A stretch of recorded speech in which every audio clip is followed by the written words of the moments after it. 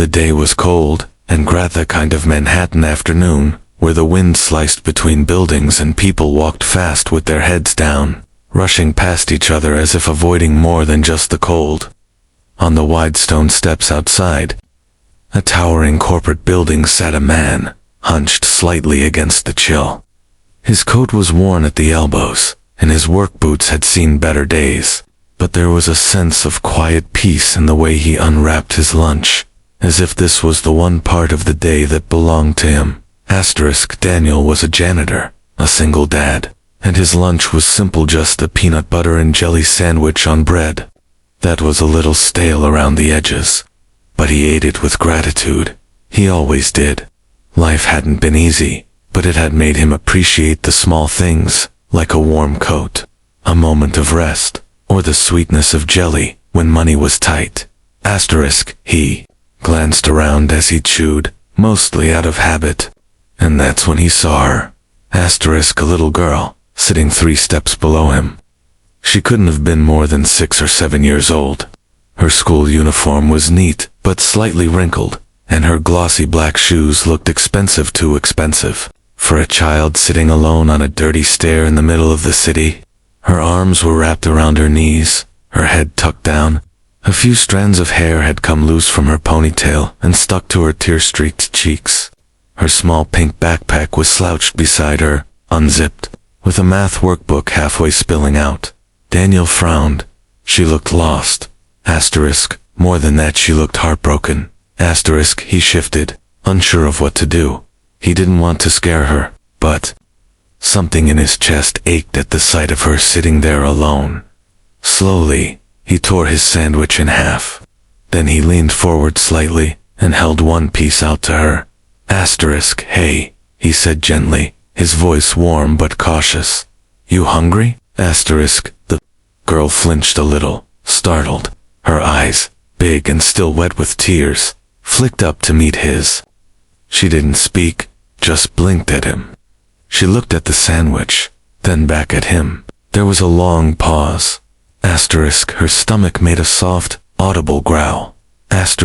She hesitated a moment more, then slowly reached out and took the half sandwich from his hand.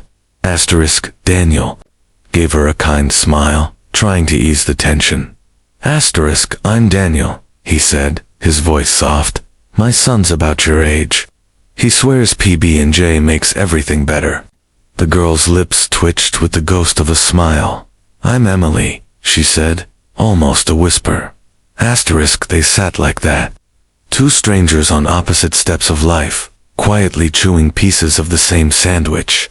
Around them, the world rushed on heels, clacked on pavement, horns honked in the distance, and people passed by without a second glance. But in that moment, everything slowed. A janitor and a little girl sharing lunch in silence. What neither of them noticed was the figure that had appeared at the top of the steps. A tall woman in a fitted navy coat and sleek black heels. Her eyes were wide, frozen in place as she stared down at the scene below her.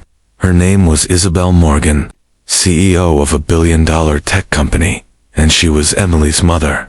Isabel's heels struck the pavement with urgency as she rushed out of the glass doors of her building, her assistant barely able to keep up. Her phone had just buzzed with a message that turned her blood cold. Emily's driver can't find her. She ran off from the school gate.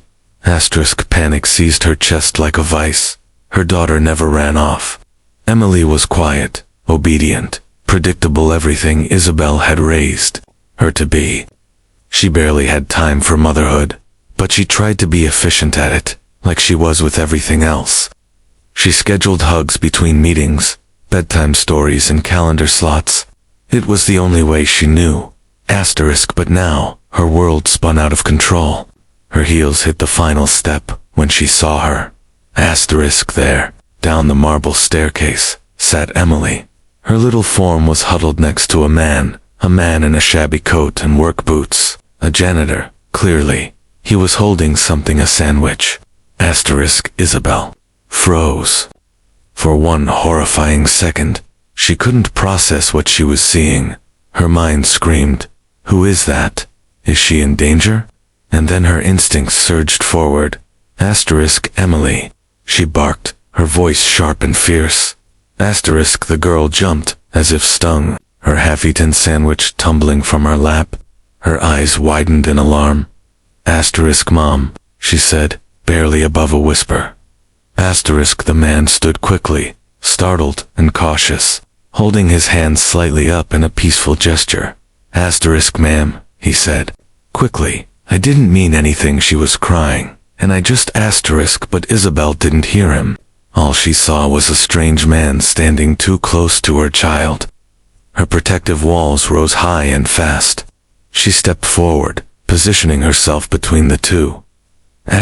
Step away from her, she said coldly, eyes narrowed. Her voice wasn't loud, but it had the kind of command that shut down boardrooms. The man backed up a step. His shoulders dropped slightly, not in defeat, but in quiet understanding. He didn't argue. I just saw her alone. She looked scared. I offered her something to eat. That's all, he said gently. Behind Isabel, her assistant arrived, panting, holding Isabel's coat and purse. But before she could speak, Emily tugged on her mother's coat sleeve. He was nice, Mommy, she said softly. He didn't do anything bad. He shared his sandwich. That's all. Isabel looked down, her breath catching. There was no fear in her daughter's eyes, just sadness. And something else, something she hadn't seen in a long time. Relief. Her gaze drifted back to the janitor.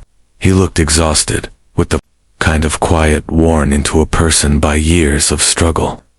There was no threat in his posture, no danger in his presence, just human warmth. Her tone softened, just a fraction. I overreacted, she said, almost to herself. Then, louder, to him, I'm sorry, I was scared. Thank you, for helping her. He nodded. It's okay, I get it. If it were my son, I'd probably have done the same. A strange silence settled between them. Isabel looked at Emily again, who was now staring at the dropped sandwich with a quiet kind of grief, as if it had been the only good thing in her day. Come on, Isabel said gently, placing a hand on her daughter's shoulder. Let's go home. As they turned, Emily paused and looked back over her shoulder. Thank you, Mr. Daniel, she said, her voice clear this time. Daniel gave a small wave. Anytime, peanut butter, buddy. Isabel glanced sideways at him, almost smiling despite herself. Then they disappeared into the stream of polished shoes and business suits, leaving Daniel alone on the steps, holding only the other half of a sandwich and the memory of a tear-streaked smile. The next day, Daniel was back in the marble-floored lobby of the towering building, mop in hand, quietly going about his work. The early morning light filtered through the glass walls, casting long reflections on the floor. Most employees passed him without a glance, eyes glued to phones, coffee in hand, already stressed about meetings and deadlines. He didn't mind. He was used to being invisible. He hummed softly under his breath, thinking about his son, Ryan. The boy had been struggling with his asthma again, and last night they'd shared soup and laughter in their tiny apartment. Daniel had told him about the little girl who liked peanut butter sandwiches just like him. Ryan had grinned and said, "She sounds cool. You should have brought her a juice box too." Daniel chuckled at the memory. Then he heard someone say his name. Daniel. He turned around, puzzled. It wasn't a voice he recognized from the building's regular staff. When he saw who it was, he froze. Isabel Morgan stood in front of him, this time not in a rush, not in a power walk, not barking orders into her phone. She wore a dark blue coat, impeccably tailored as always, but her expression was warm, human. She carried a coffee in one hand and a cream-colored envelope in the other. Daniel straightened, self-conscious. "Ma'am," he said quickly, I hope everything's alright with your daughter. Asterisk Isabel stepped closer, not towering, not looking down, just standing there like any other person. Asterisk She's fine, she said with a small nod. Better, actually. She wouldn't stop talking about the sandwich man all evening. Asterisk Daniel gave a sheepish smile. Glad she's okay. She seemed like she needed someone. Asterisk You gave her more than a sandwich, Mr. Daniel. Isabel said, her voice quieter now. You gave her something I couldn't, in that moment. Time, kindness. Asterisk She extended the coffee to him. This is for you. Asterisk He blinked, hesitated, then took it with a quiet thank you. Asterisk Isabel then held out the envelope. Asterisk I know this is unexpected, she said, but I made some calls, looked into a few things. Your son Ryan, right? He's on the wait list at Fairview Academy. Asterisk Daniel's heart skipped. Yes, but I can't afford. Asterisk You don't have to, Isabel interrupted gently. This is a scholarship, offer full ride, tuition, supplies, meals, and full medical coverage including respiratory care. Daniel stared at the envelope like it might disappear if he blinked. I don't understand, he said softly. Why would you do this? Asterisk Because someone helped my daughter when I couldn't, Isabel said, her voice suddenly thick. And because I don't believe kindness should be repaid with silence, I believe it should echo. Asterisk Daniel's throat tightened. He looked down, then slowly opened the envelope. His hands trembled slightly. Inside was an official letter, stamped and signed. The name Ryan Keller printed clearly across the top.